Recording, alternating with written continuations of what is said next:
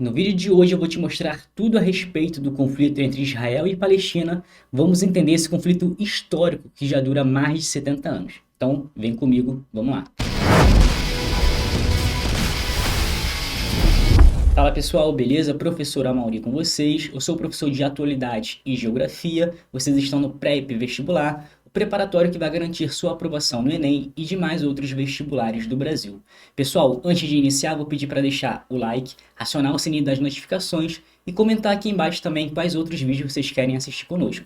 Então, vamos lá iniciar e entender esse conflito. Pessoal, primeiramente quero dizer que esse conflito não tem nada a ver com petróleo, tá? A gente está falando aqui de um conflito territorial, étnico e religioso, mas nada tem a ver com o petróleo. Por quê? Muitos alunos associam sempre qualquer conflito no Oriente Médio com a questão do petróleo.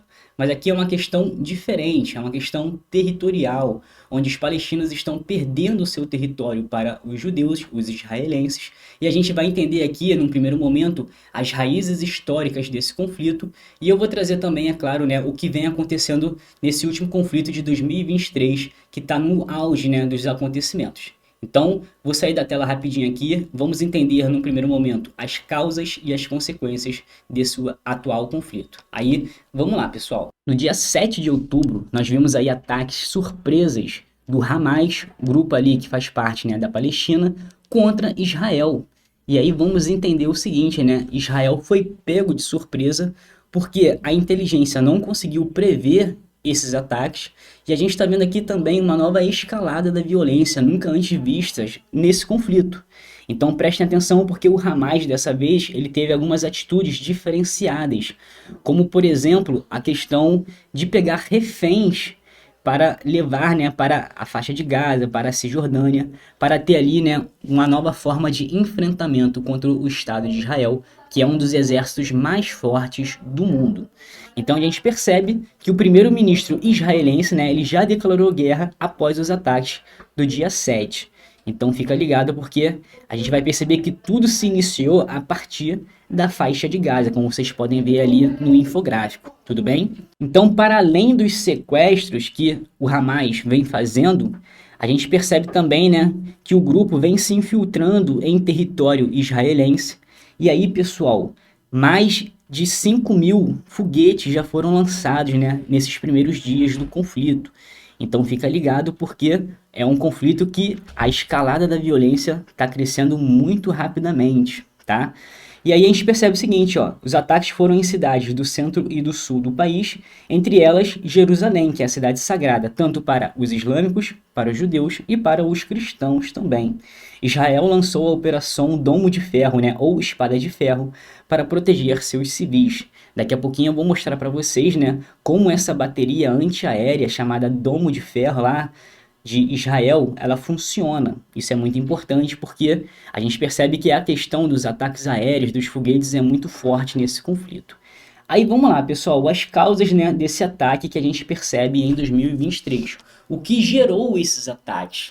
A gente vai perceber que sempre houve, né, uma grande insatisfação ali dos palestinos contra o Estado de Israel, e o Hamas também, né, o braço armado ali dos grupos da Palestina, fazendo esse ataque surpresa, que é uma novidade que a gente percebe, né, diferente dos outros anos, porque a gente percebe que esse conflito ele permanece há mais de 70 anos consecutivos. Todo ano a gente tem algum episódio desse conflito. Mas no momento ele está diferenciado porque o Hamas usou outras estratégias, perfeito? Aí vem comigo, pessoal, ó, as causas, né? Rodam o mundo vídeos de soldados israelenses despejando concreto em fontes hídricas de palestinos. Então rodaram aí no mundo, né, os soldados de Israel concretando fontes de água ali dos palestinos, ou seja, acabando, né, com o consumo da água ali, tanto na faixa de Gaza, principalmente, e nas regiões da Cisjordânia. Então, privando a galera, né, a ter o acesso à água. Essas imagens rodaram o mundo, né, por meio da internet, das redes sociais, pelos grandes veículos de notícias, e isso causou, né, uma grande comoção mundial. A gente vai perceber também que além desses vídeos, o que gerou uma insatisfação do Hamas e dos palestinos foi cada vez mais o quê? A expansão de muros e cercas que dividem os territórios dos árabes palestinos e dos judeus israelenses, principalmente ali muros na faixa de Gaza, na Cisjordânia, tá? Então a gente percebe ali um verdadeiro apartheid acontecendo e aí os palestinos, né, ficando extremamente revoltados. A gente viu também, né, cortes constantes nos últimos anos, sobretudo de energia para territórios palestinos. Então eles têm ali no máximo, pessoal, por dia acesso à eletricidade por volta de umas 4 horas, tá? Então o acesso à energia também, né, é muito restrito. Então são várias motivações, né, que vai causando essa revolta. A questão da seca das fontes hídricas, a questão da energia cada vez mais limitada, a questão também dos muros que foram se expandindo, cercando cada vez mais esses palestinos, e também, né, o aumento da pobreza e da miséria na faixa de Gaza e na Cisjordânia, onde a gente vai perceber, pessoal, que 80% da população, tanto na faixa de Gaza quanto na Cisjordânia, vivem abaixo da linha da pobreza, precisando de ajuda humanitária. Então, é uma questão ali extremamente desigual e injusta que a gente percebe. Isso vai gerando, né, uma grande revolta nos palestinos. Grande opressão também das forças militares israelenses contra cidadãos palestinos.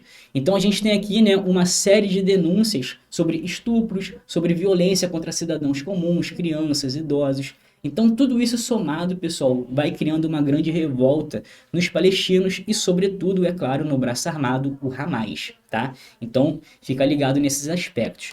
Continuando, pessoal, a gente vai perceber o seguinte: tudo isso vai gerar consequências, tá? Então a gente vai perceber que o Hamas, né, provocou esses ataques surpresa, lançando ali, né, mais de 5.000 foguetes, pessoal.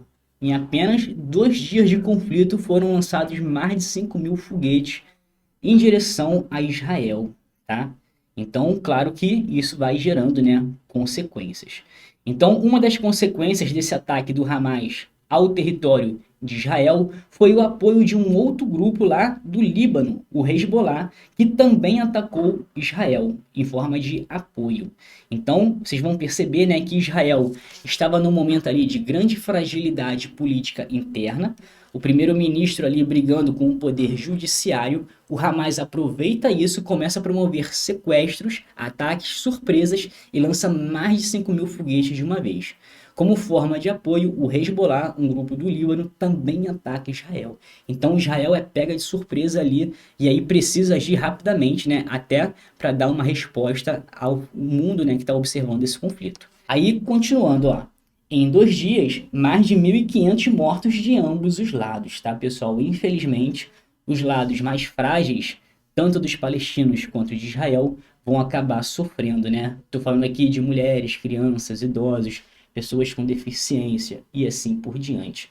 Então, infelizmente, né, como é uma situação de guerra declarada, a gente vai ver aí um número de mortos muito elevados e ele tende a crescer mais e mais. Estados Unidos, Inglaterra, França e Alemanha já declararam apoio e envio de armas para Israel também. Os Estados Unidos vai dar apoio, inclusive, né, com baterias aéreas, com porta-aviões, envio de dezenas e dezenas de armas e bombas. Então fica ligado porque a gente vai ver uma escalada aí desse conflito nos próximos dias de maneira surpreendente, tá? Então fica ligado.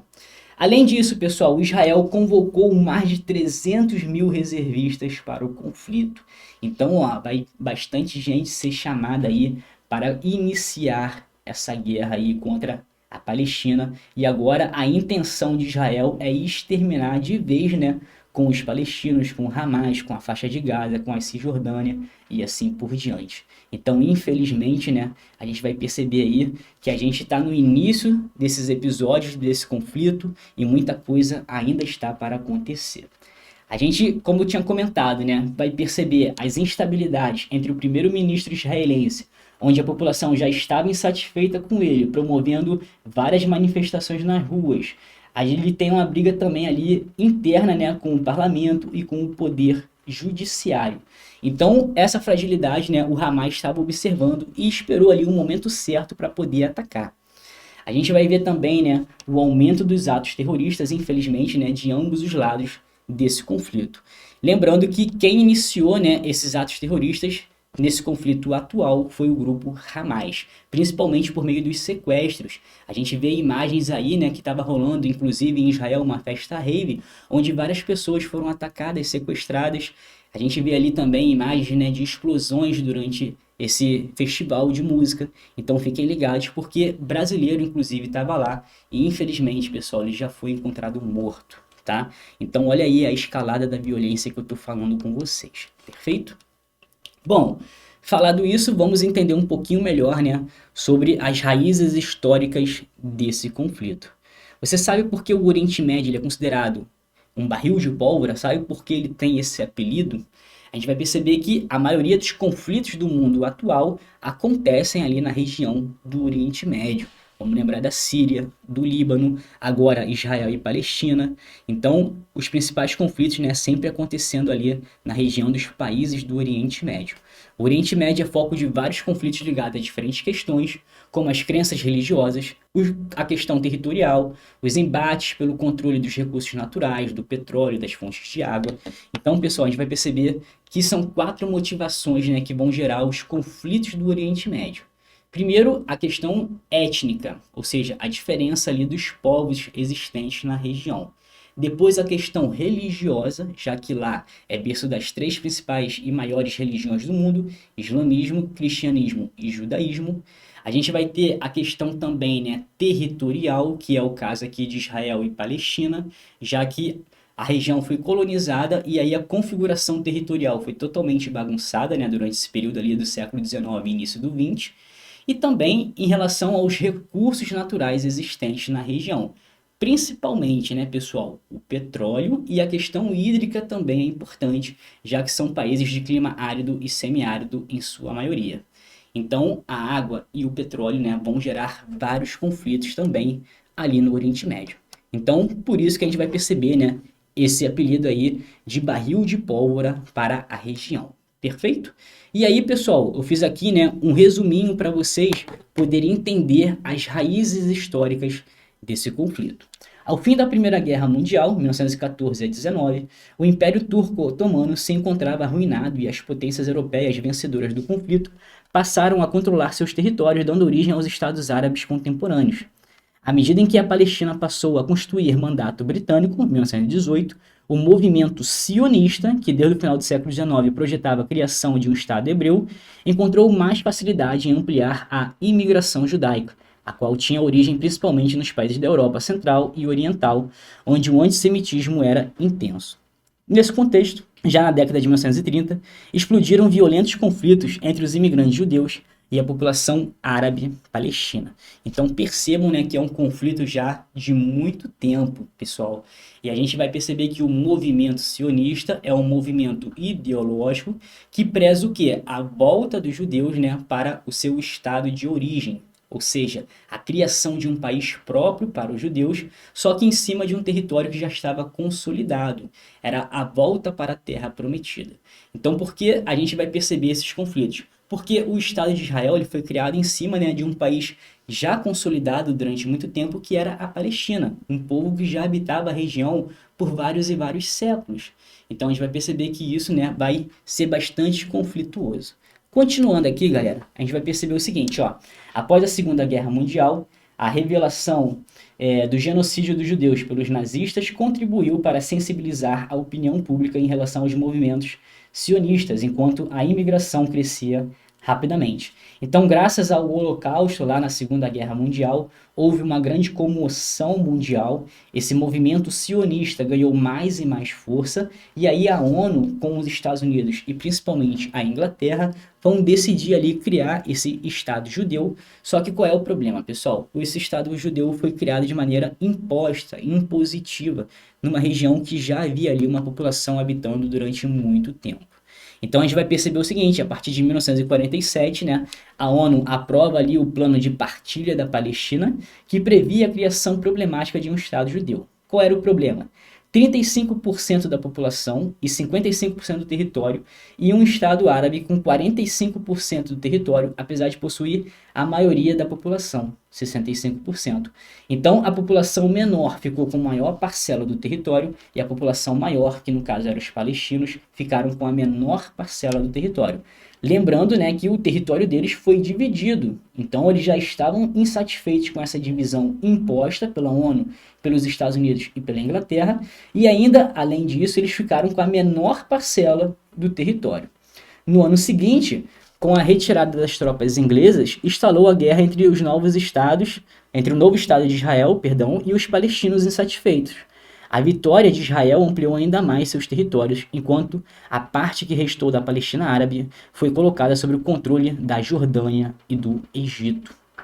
O líder egípcio, que havia derrubado a monarquia Abdel Nasser, torna-se a figura central na oposição a Israel. Então, os países árabes vizinhos, pessoal, eles veem Israel como um grande inimigo, né? Eles não aceitam a criação daquele Estado judeu, pois eles veem isso como uma grande afronta ao seu povo e também à sua religião, tá? Então, fiquem ligados, porque, como eu falei, é um conflito territorial, étnico e religioso, tá? Não tem nada a ver com petróleo aqui.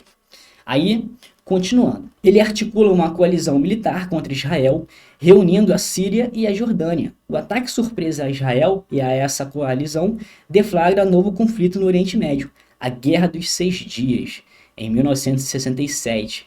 Assinala o apogeu do expansionismo israelense quando foram tomadas a Cisjordânia, a faixa de Gaza, as colinas de Golã e a península do Sinai. Então, pessoal, por que Guerra dos Seis Dias? Porque em apenas 6 dias Israel ganhou todos os países árabes vizinhos. É um dos exércitos mais fortes do mundo, pessoal, sem sombra de dúvidas, tá? Então, apenas 6 dias ganhou todo mundo e conquistou ainda territórios. Territórios que eu destaquei aqui para vocês, né? Territórios da Cisjordânia, colinas de Golã e península do Sinai. As colinas de Golã, pessoal, são extremamente estratégicas. Por quê? Porque ali nós temos fontes de água. Então, em uma região árida e semiárida, controlar a água é fundamental. Então, Israel, né, controlou as colinas de Golã desde esse período, 1967, e até hoje nunca devolveu. E falou já que não vai devolver, pessoal. Então, por conta de controlar a água, Israel consegue desenvolver agricultura, pecuária, indústrias, abastecer com tranquilidade suas cidades, enquanto que vai privando outros países ali ao redor, né, de ter acesso a essas fontes hídricas que são importantes.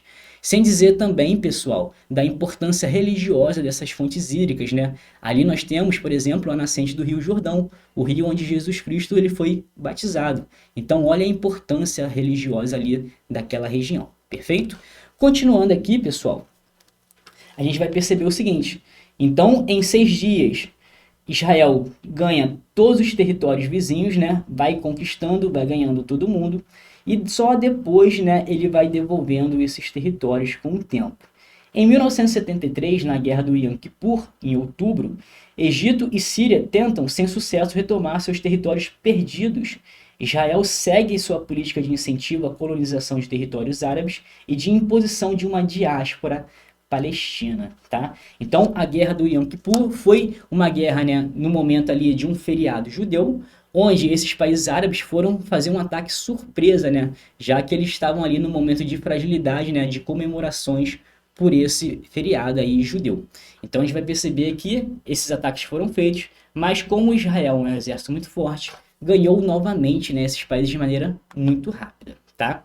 E aí, pessoal, por conta disso, né, em 29 de novembro de 1947, 2 anos após o fim da Segunda Guerra Mundial, quase 7 milhões de judeus foram mortos. Ocorreu uma reunião entre os países membros da ONU que foi fundamental para que acontecesse, né, essa partilha entre os árabes e os judeus ali na região onde hoje é Israel. Tá? E por conta disso, né, vai ficar famoso ali esse dia da criação do Estado de Israel entre os árabes como o dia da catástrofe, perfeito? Eles não aceitam ali a criação do Estado de Israel. Eles observam isso como uma grande afronta, tá? O Estado de Israel foi criado onde a população árabe palestina ocupava. O local escolhido para o novo país foi a região da Palestina e foi dividido da seguinte forma: judeus ficavam com 57% do território, isso eu já comentei, e 43% para os palestinos. Para os palestinos que não tiveram um Estado reconhecido, o dia da criação do Estado de Israel ficou conhecido como o dia da catástrofe. E aqui, pessoal, ó, observem a perda, né, territorial que os palestinos foram tendo para os judeus. Então, olha lá, 1946, antigo território palestino. uma dominação ali dos árabes, né, islâmicos, muçulmanos. Depois de 1947, com a divisão ali da ONU, olha lá como ficou o território, né?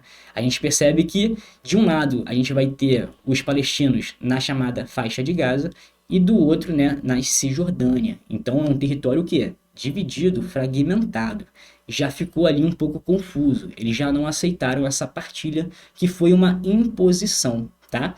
A partir ali de 1967, ó, Guerra dos Seis Dias e expansão de Israel. O território do país expandiu bastante. Daqui a pouquinho eu vou mostrar para vocês como é que ficou, tá? E nos dias atuais a gente percebe, né? Prestem atenção aqui, ó, vou até sair da tela rapidinho. Olha como a região da Cisjordânia também vem perdendo cada vez mais população. Então a gente percebe, né, que vem avançando colônias judaicas na região aqui, ó, da Cisjordânia, pessoal. Perfeito? E aí, pessoal, essa colonização que os judeus vão promovendo na região da Cisjordânia é uma colonização através de condomínios de luxo, é uma ocupação com criação de bairros, de cidades. Então é uma expulsão definitiva, né? Um verdadeiro apartheid ali que a gente vem percebendo. Então olha lá a origem dos conflitos que eu venho desenhando aqui para vocês, tá? A insatisfação entre os palestinos com a criação do Estado de Israel. Foi um movimento imposto, encabeçado, né, pela ONU, pela Inglaterra, pelos Estados Unidos. Fiquem ligados, tá? E aí a gente vai perceber o seguinte, ó.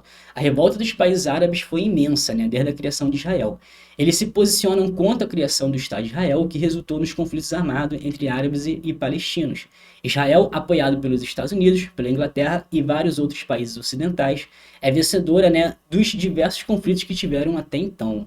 Então, um exército, né, extremamente forte. E aqui vocês conseguem ver um pouquinho dessas imagens, né, das explosões que acontecem lá na faixa de Gaza, pessoal. Então, se destaca muito, né, nos últimos anos, principalmente, ó, os ataques aéreos. E aí eu preciso destacar com vocês uma coisinha importante, tá? A faixa de Gaza é uma região extremamente pequena, de mais ou menos 2 ou 3 quilômetros quadrados, com mais de 2 milhões de habitantes. Então tem uma densidade demográfica muito elevada. E como eu já disse no início da aula, mais de 80% da população ali vive abaixo da linha da pobreza. Então, claro que um ataque para uma região com grande densidade demográfica vai provocar grandes desastres e grandes perdas humanas também. E aí, pessoal, muitos inocentes, né, acabam morrendo por conta desse conflito. Tranquilo? Olha lá como ficou, né, a região após a Guerra dos Seis Dias. Olha lá os territórios conquistados, né? A Península do Sinai, a Cisjordânia e as colinas de Golã, pessoal, que são extremamente estratégicas, tá? Isso aqui é o ponto forte dessa Guerra dos Seis Dias. A dominação das colinas de Golã, uma região que ficava ali, né, próximo da Síria, Líbano e também da Jordânia, região importante para todos esses países. E aí vai lá Israel e controla, né, as fontes hídricas. Então consegue se desenvolver muito mais que os outros países. Perfeito? Então, a gente percebe que depois de um tempo, a Península do Sinai foi devolvida para o Egito, tá? A Cisjordânia foi devolvida parcialmente para os palestinos e as colinas de Golã não. Até hoje sob o controle, né, dos israelenses, dos judeus. Perfeito? Hoje em dia, né, como eu falei, ó, o Sinai foi devolvido lá em 1982, Israel devolveu Gaza aos palestinos também, em agosto de 2005, e se retirou de 4 pequenos assentamentos no norte da Cisjordânia. Se retirou, mas hoje em dia vem avançando, né? Olha lá as colônias judaicas que eu falei para vocês, ó. Ó como vem avançando mais e mais, tá? E como eu falei, são condomínios de luxo, criação de bairros, de cidades.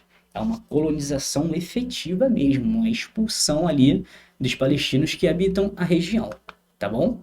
E aí, olha lá, né, pessoal, imagens aqui, ó, dos ataques e da bateria antiaérea de Israel. Então, ó, olha a força do exército, né? Enquanto que a gente percebe que do lado palestino eles têm muitas dificuldades, né? Pois eles não têm um exército próprio, são rebeldes ali, né? Que conseguem acesso a armas, armas que são fornecidas por outros países árabes de maneira ilegal, é claro, e principalmente por outros grupos terroristas, com destaque aí para o Hezbollah. Alguns países também se destacam como o Irã no fornecimento ali. Por quê? Porque todos esses países, todos esses grupos veem, né, Israel como um inimigo em comum. Por mais que esses países tenham correntes islâmicas diferentes, Alguns são sunitas, outros são xiitas, outros alauítas, enfim, várias correntes. Apesar dessas diferenças internas, eles observam Israel como um grande inimigo em comum. Perfeito? Então, olha lá, ó. No sábado, dia 7/10/2023, lideranças do Hamas anunciaram que estavam iniciando uma grande operação de retomada do território. Um alto comandante do grupo chegou a dizer que mais de 5.000 foguetes tinham sido lançados contra Israel a partir da faixa de Gaza. E aí, né, a arma, né, contra esses foguetes é o chamado Domo de Ferro, uma bateria antiaérea de mísseis teleguiados, e a maioria desses mísseis que o Hamas lança em direção a Israel são explodidos no próprio céu ainda. Raramente eles conseguem bater no chão. Porém, esse ano foi diferente, pois foi um ataque surpresa, onde a inteligência de Israel não conseguiu prever, mostrando um pouco ali da fragilidade de Israel por conta da sua realidade política que vem vivendo. Então, como funciona, né, esse domo de ferro, essa bateria antiaérea? Temos ali a questão dos radares que vão identificar os mísseis, né, monitorar suas trajetórias. A gente vai perceber, né, que depois a gente vai ter ali uma análise da trajetória, uma estima do ponto de impacto, e aí esse míssil é lançado, vai sendo teleguiado, seguindo esses outros mísseis e explodindo eles ainda no ar, tá? 90% ali, né, dos mísseis lançados são explodidos no céu, pessoal. Raramente alguns conseguem cair, apenas 10%, perfeito? Então é muito eficiente essa arma aí no combate, né, a esses conflitos que vem acontecendo. Tranquilo? Então fiquem ligados. E aqui, mapinha clássico, né, pessoal, sobre a evolução da perda do território dos palestinos para os judeus. O que a gente precisa entender, né, pessoal? O Hamas, dessa vez, agiu de maneira terrorista e aí Israel precisa dar uma resposta. Por quê? Várias pessoas inocentes morreram, tá? Vários foram sequestrados, inclusive, né, soldados israelenses foram sequestrados. Pessoas de patente alta, inclusive. Então essa é a nova arma que o Hamas está tentando utilizar, né? Os reféns, né, como uma forma de fazer negociações e fazer ataques contra Israel, buscando, né, conquistar novamente seu território. Porém, pessoal, como eu já falei, né, como Israel é um exército muito forte, a gente vê um grande massacre já ocorrendo nesses 2 dias de conflitos sobre os territórios da Palestina, sobretudo a faixa de Gaza, que já está 100% cercada, e também, né, as Forças Armadas dos Estados Unidos ajudando ali com porta-aviões pela entrada do mar também, perfeito? Então a faixa de Gaza está toda cercada por terra e também por mar. Tranquilo? Então fiquem ligados, porque a escalada da violência provavelmente vai ser uma das maiores aí desde o início desses conflitos que a gente vai perceber. Tranquilo? E aí, pessoal, como o vestibular vai cobrar essa temática? Vamos entender. Vem comigo, ó. Os Estados Árabes se consideram um estado de guerra com Israel e desde 1948 não cessam de proclamar sua vontade de lançar os israelitas no mar e de riscar seu estado no mapa do Oriente Médio. Então, como eu falei, né, para eles é uma afronta. Eles não aceitam a existência do Estado de Israel. Eles não aceitam nem aquela divisão inicial lá da ONU, já que ela foi imposta. Iniciado em 1848, o conflito palestino-israelense constitui no Oriente Médio o que se convencionou chamar de questão palestina, que está longe de ser resolvida ainda hoje e pode ser relacionada a... Então, qual é a relação desse conflito, pessoal? Dá uma pausa aí no vídeo, dá uma olhada e vamos conferir o gabarito. Vem comigo. Então, gabarito, letra D. Vamos analisar, pessoal, ó. Recusa árabe à partilha palestina imposta pela ONU, que submeteu a maior parte do território ao controle do recém-criado Estado de Israel, sem que esse respeitasse a soberania dos povos da região. Exatamente como eu falei, né? Israel acabou dominando ali a região e a Palestina não é reconhecida, pessoal, pela maioria dos países do mundo atual como um Estado soberano.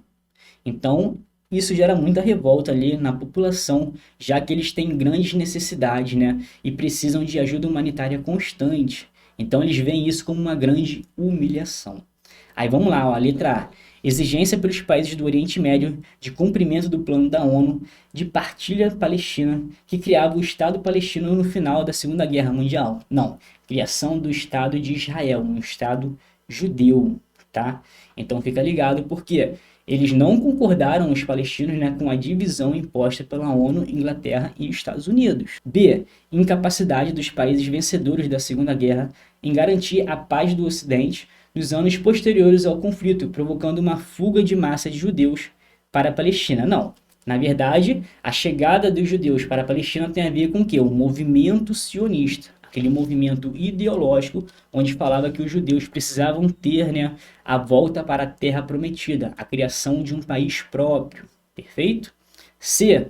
Construção de um padrão de instabilidade nas relações internacionais pelo recém-criado Estado de Israel, que contava com o apoio dos Estados Unidos, da União Soviética e da ONU. Cuidado, União Soviética, não. E também não havia ali um padrão de instabilidade. Na verdade, Israel é muito amigo das potências ocidentais.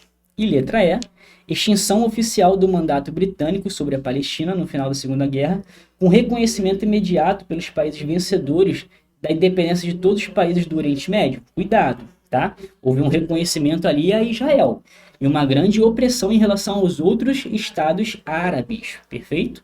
Então, por conta disso, realmente, né, um gabarito, letra D. Beleza, pessoal? Então é assim que os vestibulares vão cobrar. Gente, aqui tá, né, todas as fontes, né, retiradas para mostrar essa aulinha para vocês, tá? Os principais portais de notícias do Brasil e do mundo e também as nossas referências bibliográficas, perfeito? Então espero que vocês tenham gostado, espero que vocês tenham curtido. Vou deixar um outro vídeo aqui no card ao lado para vocês continuarem no nosso canal. Então até uma próxima, forte abraço, tchau, tchau.